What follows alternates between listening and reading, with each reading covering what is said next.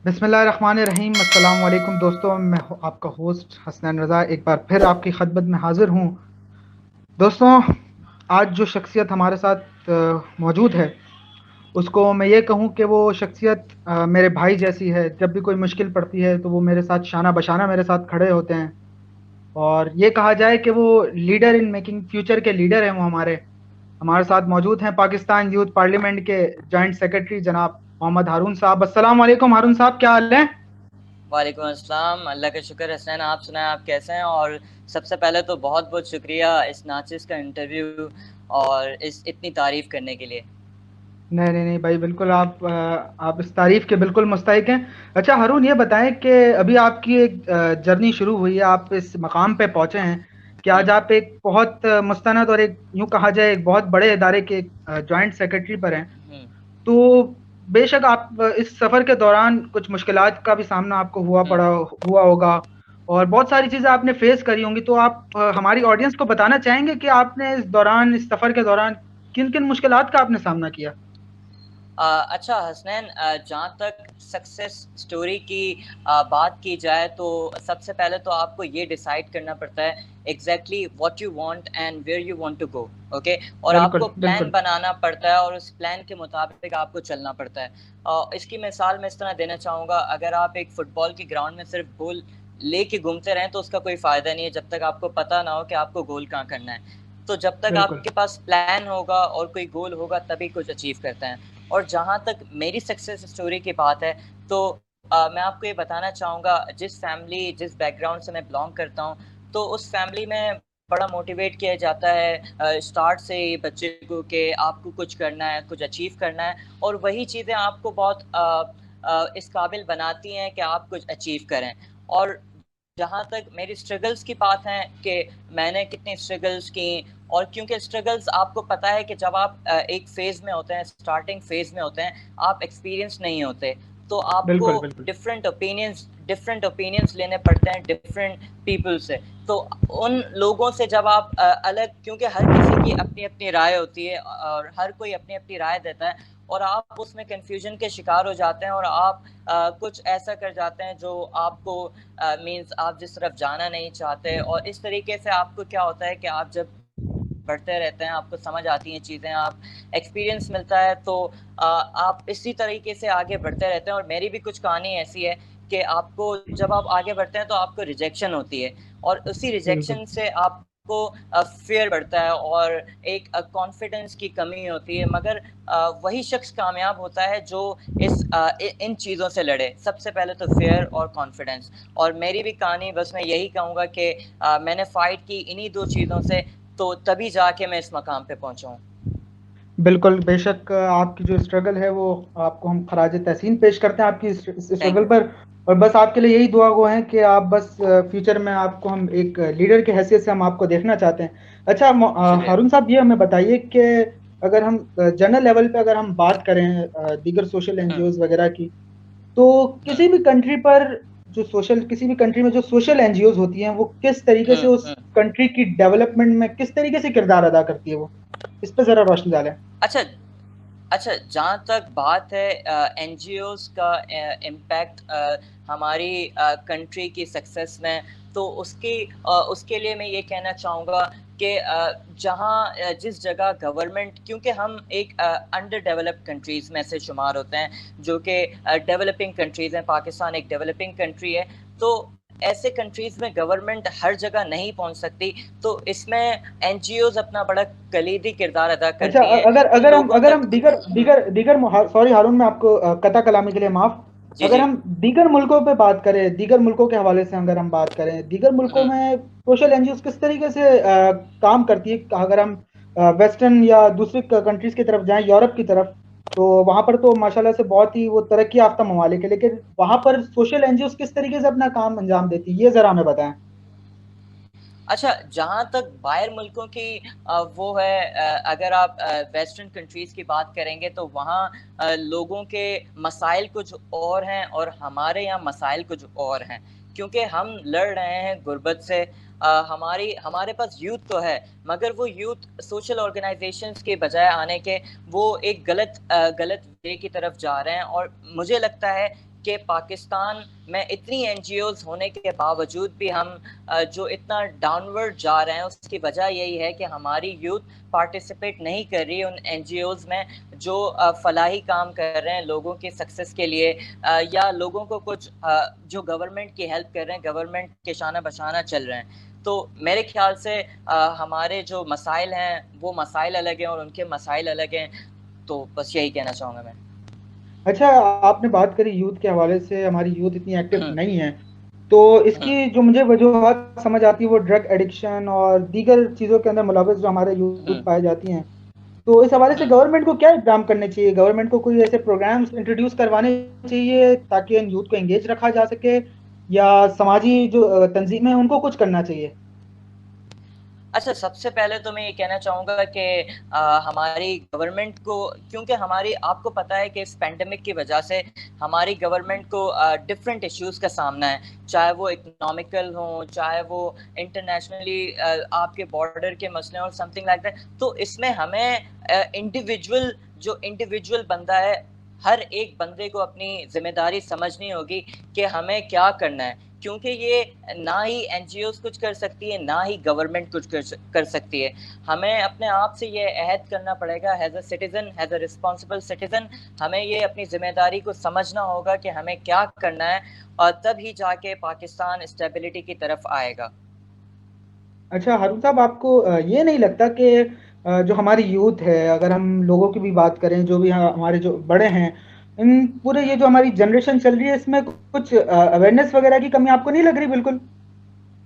बिल्कुल अवेयरनेस की कमी है, क्योंकि जहाँ तक यहाँ अगर हम अगर जहाँ गवर्नमेंट को इतना ब्लेम करते हैं कि गवर्नमेंट कुछ नहीं कर रही, कुछ नहीं कर रही, मगर मैं चाहूँगा जितना परसेंट गवर्नमेंट की तरफ से नहीं हो रहा, उतना हमारी आवाम की तरफ से भी नहीं हो रहा। क्योंकि जब गवर्नमेंट आपको कहती है कि आप एज अ रिस्पॉन्सिबल सिटीजन आप एहतियात करें, आप बाहर कम से कम जाएं, आप एहतियात के साथ बाहर जाएं, तो मैं ये देखता हूँ कि हमारी आवाम में ये पाया जाता है कि वो सड़कों पर नाइट क्रिकेट मैचेस चल रहे होते हैं, और वो बड़ी बदनज़मी का शिकार हमारी आवाम कर रही होती है। तो मैं इसके लिए ये कहना चाहूँगा कि हमें जो अवेयरनेस की बहुत ज़्यादा ज़रूरत है हमारी आवाम, हमारी यूथ को, कि हमें क्या करना चाहिए, क्योंकि हमारी आवाम को ये भी नहीं पता कि सेल्फ आइसोलेशन क्या है, सेल्फ क्वारंटाइन क्या है। बिल्कुल। तो इसी वजह से हमें ये प्रॉब्लम का सामना आ रहा है।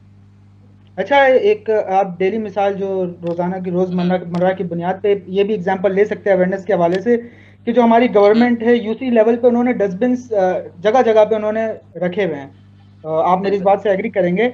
और हुँ, जो गवर्नमेंट की तरफ से हिदायत है कि वो उस डस्टबिन में आप कचरा फेंकें, लेकिन जो हमारी आवाम है, जो हमारे लोग हैं, वो बजाय उस डस्टबिन में कचरा फेंकने के बजाय वो ऊपर से, घरों के ऊपर से कचरा फेंकते हैं, जो कि सड़कों पे आता है। तो ये भी एक हमारी एक अवेयरनेस की कमी है, और अच्छा इंशाल्लाह ये बस यही दुआ। अच्छा जी, जी। अच्छा हसनैन, मैं सॉरी आपको इंटरप्ट किया। अच्छा हसनैन, ये अगर आपने जहाँ ये मिसाल दी है, तो इसमें मैं एक चीज़ ऐड करना चाहता हूँ कि जहाँ गवर्नमेंट डस्टबिन तो लगा लेती है, ठीक है? आप वो बिल्कुल। कचरे ऊपर से आप अपनी गलियों में फेंक देते हैं, आप उसका ख़्याल नहीं करते। अच्छा, अगर लोगों में ये अवेयरनेस फैलाई जाए कि अगर जहाँ ये आप कचरा फेंक रहे हैं, यहाँ आप एक थोड़ी-सी मेहनत करके आप वो डस्टबिन में फेंक दें, तो वही जो कचरा रोडों पे पड़ा होता है, जिससे गंदगी फैलती है, जिससे जो बहुत सारी बीमारियां जन्म लेती हैं, तो उन बीमारियों के जो पैसे हम डॉक्टर्स को देते हैं, बजाय उसके हम वहां देने के, हम अपनी सफाई सुथराई पे अगर काम करें, तो वो ज़्यादा बेहतर होगा। हम बिल्कुल, सफाई काफ़ी निस्फ़ बीमारियों ईमान से भी है। बच जाएंगे। बिल्कुल। अच्छा, अगर हम आगे की जानिब बढ़ते हैं, अगर हम इस पैंडेमिक की सिचुएशन में देखें, तो जिस हम्म, लेवल पे काम एनजीओज़ कर रही है, वो हमें रियासत करती हुई नज़र नहीं आ रही। और एक हारून साहब, ये एक कॉन्सेप्ट भी है कि एक कॉन्सेप्ट जो अमूमन वेस्टर्न कंट्रीज़ या यूरोप में माना जाता है कि काम रियासत करती है, जो भी एडमिनिस्ट्रेशन और जो भी काम होती है, वो रियासत करती है।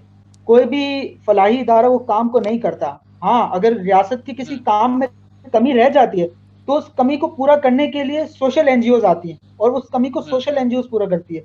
लेकिन अगर आप हमारे इस पाकिस्तान में देखें, तो पाकिस्तान में तो हमारे पास उल्टी उल्टी मिसाल है कि हम्म। जो भी काम होता है वो सोशल एनजीओ करती है। आपकी जो एक मिसाल है वो हमारे सामने है इस पेंडेमिक में। और जो कमी बेशी रह जाती है उसको फिर गवर्नमेंट पूरा करती है। तो ये क्या माजरा है हमारे पास, क्यों ऐसा है? हाँ बिल्कुल, आप सही कह रहे हैं, मैं आपकी इस बात से एग्री करूंगा। क्योंकि जैसे कि मैंने पहले भी कहा कि हमारी गवर्नमेंट को कुछ इकोनॉमिकली क्राइसिस का भी शिकार है। और वो गवर्नमेंट, या तो हमारी गवर्नमेंट में एडमिनिस्ट्रेशन की कमी है। वो एडमिनिस्ट्रेशन की कमी मैं इस तरीके से कहूँगा, जिस तरह जेडीसी की सबसे पहले तो मैं जफर अब्बास को एक खराज तहसीन पेश करूंगा कि वो जिस तरीके से काम कर रहे हैं। अच्छा, मैं एग्जांपल देना चाहूँगा एडमिनिस्ट्रेशन, जो कि जेडीसी जिस तरीके से एडमिनिस्ट्रेशन चला रही है, उसकी एग्जांपल इस तरीके से कि इस पेंडेमिक के दौरान भी आप एडमिनिस्ट्रेशन देखें कि जफर अब्बास साहब ने फूड पांडा के राइडर्स को मिला के अपने साथ उनको, जहां वो बेरोजगारी की तरफ जा रहे थे, उनको लेकर राशन डिस्ट्रीब्यूट किया। तो ये एक एडमिनिस्ट्रेशन, एक अच्छी एडमिनिस्ट्रेशन की क्वालिटीज़ हैं, जो कि मैं सोच रहा हूँ जो कि मेरे ख्याल से हमारी गवर्नमेंट में बहुत ज़्यादा लैकिंग हो रही है एडमिनिस्ट्रेशन में। बिल्कुल, आपने बिल्कुल सही सही बात बोली। अच्छा, अगर हम इस पेंडेमिक की बात करें तो इस पेंडेमिक में हमने हम्म। ये विटनेस किया कि बहुत सी समाजी और फलाही इदारे, समाजी शख्सियात बहुत सरगर्म रहीं और उन्होंने हम्म। माशाल्लाह से गरीबों के जो सफ़ेद पोश अफराद हैं, उनके घर डोर टू डोर जाके राशन वगैरह तकसीम किया। लेकिन इन तमाम चीज़ों में हमें एक और चीज़ सामने आई कि, या अगर हम यूँ कहें कि नकाब उनके चेहरों से हट गया कि कुछ आटे में नमक के बराबर एनजीओ हैं जो कि सिर्फ फेम, नाम, शोहरत और दिखावे के लिए काम कर रही है, और वो एनजीओ अब एक्सपोज हो गई हैं। तो उस उन हम्म। एनजीओ का हमारे माशरे पर, या जो वो सोशल एनजीओ जो कि इस वक्त ग्राउंड रियलिटीज पर काम कर रही हैं और ग्राउंड काम कर रही है, उन पर क्या? अच्छा, इसका इसका मैं जवाब इस तरीके से देना चाहूँगा, क्योंकि मैं एक रिपोर्ट पढ़ रहा था जो कि ये बता रही थी कि पाकिस्तान में एनजीओज कितनी हैं जो कि करंटली काम कर रही हैं। तो अगर वो मैंने रिपोर्ट जब देखी तो मैंने देखा कि 1 लाख से 1.5 लाख के करीब जो ओहो, एनजीओज हैं वो पाकिस्तान में इस वक्त काम कर रही बहुत हैं। बहुत मगर बहुत ड्यूरिंग बहुत दिस बड़ा फिगर है। पैंडेमिक, हाँ, ड्यूरिंग दिस पैंडेमिक मैंने ये देखा कि काफ़ी एनजीओज ऐसी हैं जो बाहर निकलकर लोगों की खिदमत नहीं कर रही, वो एक्सपोज हो चुकी हैं। अच्छा, उसकी सबसे बड़ी वजह ये है कि हमारा मकसद ख़त्म हो गया है। हमारा जो मेन मकसद था जो कि इंसानियत की खिदमत करना, तो वो खिदमत का काम, जो मेन मकसद, जब आपका मकसद चेंज हो जाता है तो वहाँ ये चीज़ें आती हैं। तो उसकी क्योंकि बहुत सारी एनजीओज ऐसे हैं जो कि, क्योंकि हमारे यहाँ पर बहुत सारे लोग मैंने देखे हैं कि वो ये उनको कहते हुए सुना है कि एनजीओ सिर्फ काम करती हैं पैसे के लिए। तो बिल्कुल मेरी भी यही राय है कि एनजीओज एनजीओज बहुत सारी जो बनने की वजह है वो पैसों की लालच है, और उसी लालच के बिना पे वो अपना मकसद जाते हैं कि जो मकसद है इंसानी खिदमत। जब आप देते हैं तो आपका मकसद चेंज हो गया तो आप भटक जाते हैं और आप एक्सपोज भी हो जाते हैं। अच्छा, आ, और हसनैन, मैं ये कहना चाहूँगा कि हमें अल्लाह हिदायत दे, अल्लाह हमें इस्तकामत दे, हम बिल्कुल बिल्कुल इंसानी बिल्कुल। खिदमत करते रहें। हम्म।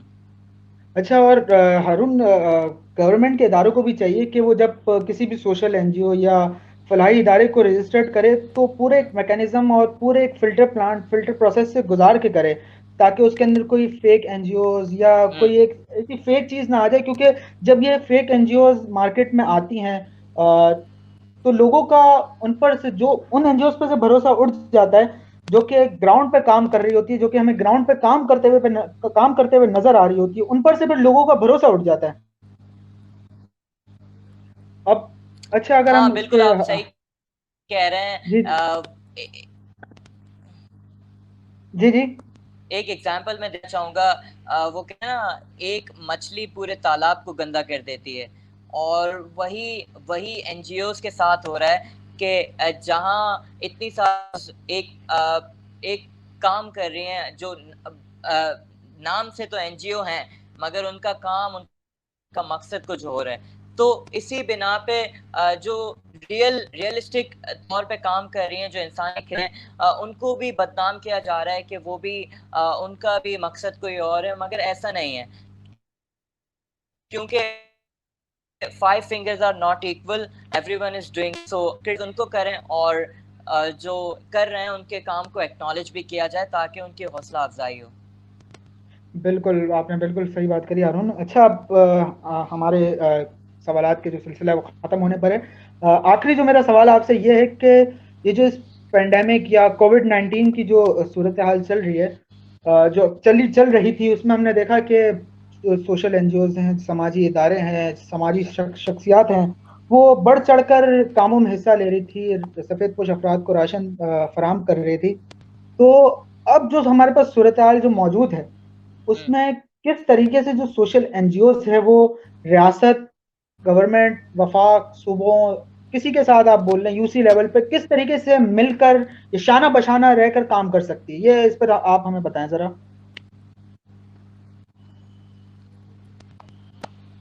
अच्छा, सबसे पहले तो एज अ रिस्पॉन्सिबल सिटीजन ये हमारी जिम्मेदारी है कि हम उन लोगों का ख्याल करें, ऐसे लोगों को देखें जिनको नीड हो। सबसे पहले तो ये करें जो बेसिक नेसेसिटीज़ हैं उन लोगों को हैं जो कि इस पेंडेमिक की वजह से मुतासर हुए हैं। और हमें, और दूसरी बात ये कि अगर आप खुद नहीं कर सकते तो आप उन एनजीओज लोगों की हेल्प करें जो इस पेंड दौरान उन लोगों की हेल्प कर रहे हैं, उनके घरों में राशन पहुंचा रहे हैं। और ईद भी करीब है, तो आप ईद और ये बेहतरीन मौका है कि आप अपना फितरा उन लोगों तक पहुंचाएं जो नीडी हैं। अच्छा, एट द एंड में बस ये कहना चाहूँगा कि जो ये काम कर रहे हैं उनको भी अपनी सेफ्टी का ख्याल करना चाहिए। Go with full safety precautions, क्योंकि जब आप अपनी सेफ्टी का ख्याल नहीं रखेंगे तो उसका भी कोई फ़ायदा नहीं है। आपको अपनी सेफ्टी के साथ जाना चाहिए, और I think this is the right time कि हम अपने फ़ितरे लोगों तक पहुँचाएँ जो नीडी हैं। बिल्कुल, बहुत आपने सही बात करी मोहम्मद हारून कि हमारे पास भी अभी ऐसे काफ़ी सारे लोग हैं सफ़ेदपोश अफराद जो कि राशन बँटता हुआ तो देखते हैं, लेकिन अपनी इज़्ज़त नफ्स को अपनी इज़्ज़त नफ्स को बचाने के लिए वो राशन नहीं ले पाते जब वो राशन बँट रहा होता है। तो ऐसे भी हमारे पास कुछ लोग हैं जो इस तरीके से घरों में बैठे हुए हैं जिनके पास राशन नहीं है। तो जो भी हमें सुन रहा है, जो भी हमारे व्यूवर्स हैं, ऑडियंस है, यूथ है, उनसे गुज़ारिश है कि अगर आप अपने पड़ोस में देखें जिनको राशन की नीड हो, उनको राशन या जो भी उनके पास चीज़ों की कमी है उनको मुहैया करें, अपने पड़ोसियों का ख्याल रखें और जितना हो सके अपने आप को सेल्फ आइसोलेट करें और इस कोविड-19 की सिचुएशन से बचें। अल्लाह पाक हमें इस बीमारी से, इस वबा से जल्द से जल्द हमें निकालेगा। और ये था हमारा आज का सेकंड एपिसोड। इंशाल्लाह अगले इतवार को फिर से इसी वक्त 10:30 बजे हम आपके साथ मिलेंगे नए मेहमान के साथ। वस्सलाम, शुक्रिया।